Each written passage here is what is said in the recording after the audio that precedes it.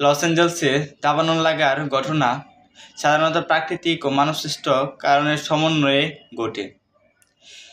প্রাকৃতিকভাবে যেমন যদি উষ্ণতা থাকে, সবচেয়ে বেশি তাপমাত্রা থাকে, গাছপালার শুষ্কতা, গাছের পাতা এসবের কারণে, এবং মানবসৃষ্ট কিছু কারণ আছে, সেগুলো হচ্ছে যত্নহীনতা এবং বিভিন্ন ধরনের অগ্নি দুর্ঘটনা ঘটা এসবের কারণে।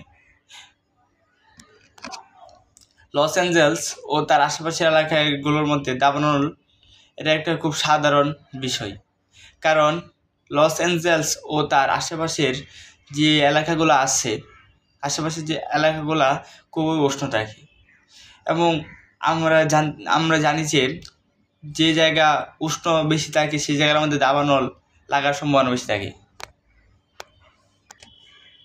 2018 সালের ক্যাম্প ফায়ার এক বৃহৎ দাবানল, এটি প্রায় 150,000 একর জমি পুড়ে দিয়েছিল এবং অনেক মানুষ নিহত হয়েছিল।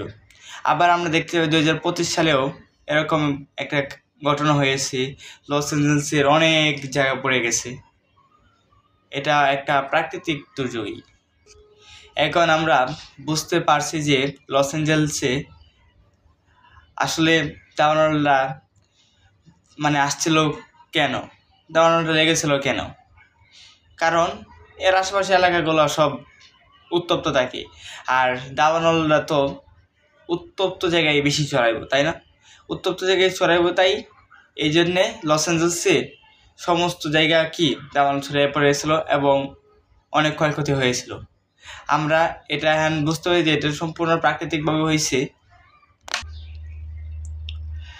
লস অ্যাঞ্জেলসে অঞ্চলে দাবানল মূলত বৃক্ষবিহীন অঞ্চল বা বনাঞ্চলে বেশি ছড়িয়ে পড়ে। এখানে গরম ও শুষ্ক পরিস্থিতি দাবানলের বিস্তারকে ত্বরান্বিত করে, বিশেষত গ্রীষ্মকালে যখন তাপমাত্রা খুব বেশি পরিমাণে থাকে এবং বাতাস খুবই শুষ্ক হয়, তখন দাবানলের সম্ভাবনা বেড়ে যায়। মোট কথা হচ্ছে গিয়া, যদি তাপমাত্রা উষ্ণ থাকে এবং তাপমাত্রা উষ্ণ হয়েছে মূল কারণ। তারপর আমরা দেখতে পাই যে অনেক কিছু ধ্বংস হয়েছে, অনেক কিছু পড়ে ছারখার হয়ে গেছে, অনেক মানুষ নিহত হয়েছে, অনেক গাড়ি, অনেক কিছু ঘর বাড়ি, গাড়ি, অফিস আদালত সব কিছুকে পড়ে ধ্বংস হয়ে গেছে, অনেক ক্ষয়ক্ষতি হয়েছে। তারপর আমরা দেখতে পাই যে হেলিকপ্টার দিয়ে পানি দিতেছে, আবার যত কিছু আছে ফায়ার সার্ভিস যত কিছু আছে সব কিছু তাদেরকে অগ্নি নির্বাপক যন্ত্রের আইনা তারপর ওরা এটা নিবাইতেছে, আমরা এরকমভাবে দেখতে পাই। তাই দাবানল লাগার সাথে সাথেই এই কাজগুলা ওরা করছে। আচ্ছা, এখন আমরা জানতে পারি যে লস অ্যাঞ্জেলসের মতো এরকম ভয়াবহ এলাকায় তারা কেমনে দাবানলটা নিয়ন্ত্রণ করে। ফায়ার সিজনের দ্বারা তারা এই কাজটা করে থাকে। ফায়ার সিজন মধ্যে লস অ্যাঞ্জেলসের মধ্যে একটি নির্দিষ্ট ফায়ার সিজন থাকে। লস অ্যাঞ্জেলসের মধ্যে একটি নির্দিষ্ট ফায়ার সিজন থাকে, যখন দাবানল লাগার আশঙ্কা দেখা দেয় তখন তারা ছুটে চলে আসে এবং বিভিন্ন উপায়ে এটা নিয়ন্ত্রণ করতে চেষ্টা করে। সাধারণত মে থেকে অক্টোবর মাসে দাবানলটা বেশি ছড়িয়ে পড়ে, কারণ তখন বাতাসে শুষ্কতা বেশি থাকে এবং উচ্চ তাপমাত্রা থাকে, যার ফলে দাবানলটা লাগার সম্ভাবনা হয়ে থাকে। তখন সবাই সতর্ক থাকে এই টাইমে দাবানলটারে কেমনে সতর্ক থাকে এই টাইমে দাবানলের জীবন থেকে বাঁচার জন্য। মে থেকে অক্টোবর এই মাসগুলোর মধ্যেই দাবানলটা বেশি ছড়িয়ে পড়ে, কারণ এই মাসগুলো বেশি উষ্ণতর হয়ে থাকে। আবার যদি আমরা শীতকালীন দেখতে পাই, শীতকালে কিন্তু এরকম হয় না, দাবানলটা বেশি ছড়ায় না। যদি হঠাৎ কোনো দুর্ঘটনা হয় তাহলে হতে পারে, কিন্তু দাবানলটা বেশি ছড়ায় কোন সময়? মে থেকে অক্টোবর পর্যন্ত, কারণ এই সময় বেশি উষ্ণতা থাকে। আবার গ্রীষ্মকালে আবার শীতকালেও বেশি ছড়ায় না। আবার যখন বর্ষাকাল থাকে বৃষ্টির দিন থাকে তখনও দাবানলটা বেশি ছড়ায় না। আবার দাবানল ছড়িয়ে পড়ার আরেকটি বড় কারণ হচ্ছে জলবায়ু পরিবর্তন। এই সমস্যার সম্মুখীন মানে এইটাই সবচেয়ে বেশি সমস্যার সম্মুখীন হতে হবে এইটারই। কারণ জলবায়ু দিন যাচ্ছে আর জলবায়ু কি পরিবর্তন হচ্ছে, দিন যাচ্ছে জলবায়ু পরিবর্তন হচ্ছে। জলবায়ু পরিবর্তনের ফলে কি আমাদের কি এরকম ক্ষতির সম্মুখীন হতে হয়।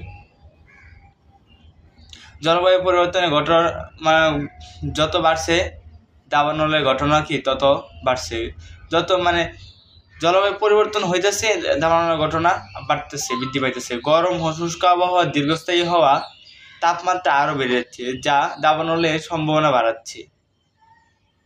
এখন জলবায়ু পরিবর্তন হইতেছে আর কি পৃথিবী কি উষ্ণতর হইতেছে।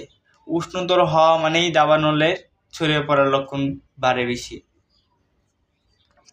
জলবায়ু পরিবর্তন হওয়ার ফলে একদিকে যেমন উষ্ণতা বাড়ছে, অন্যদিকে তেমন বৃষ্টির পরিমাণ কমছে। উষ্ণতা বাড়তেছে এবং কি বৃষ্টির পরিমাণ কমতেছে, দুইটাই আমার জন্য ক্ষতিকর। যেমন যদি বেশি পরিমাণ উষ্ণতা বাড়ে তাহলে আমাদের আশপাশের সব কিছু শুষ্ক হয়ে থাকবে এবং দাবানল ছড়িয়ে পড়ে অনেক কিছু ক্ষতি হওয়ার সম্ভাবনা থাকে। আর যদি বৃষ্টিতে পরিমাণ বেশি থাকতো তাহলে সব কিছু ভেজা ভেজা থাকতো, থাকতো, তাহলে মানে বেশি শুষ্ক থাকতো না, তাহলে দাবানল যদি ছড়াইতো তাহলে বেশি ক্ষয়ক্ষতি হওয়ার সম্ভাবনা বেশি ছড়াইতো না। আমরা আজকে জানতে পেরেছি যে লস অ্যাঞ্জেলসে কেমনে দাবানলটা বেশি ছড়িয়ে পড়েছিল এবং কি কারণে। লস অ্যাঞ্জেলসে দাবানলটা বেশি ছড়িয়েছিল মানে শুষ্কতার কারণেই। আমরা এখন এই বিষয়টা নিয়ে ক্লিয়ার হয়েছি।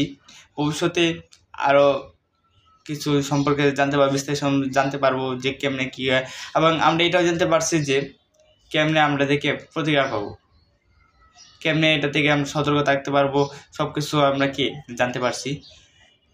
আশা করি সবাই বুঝছেন যে লস অ্যাঞ্জেলসে দাবানলটা ছড়িয়ে পড়ার মূল কারণটা কি।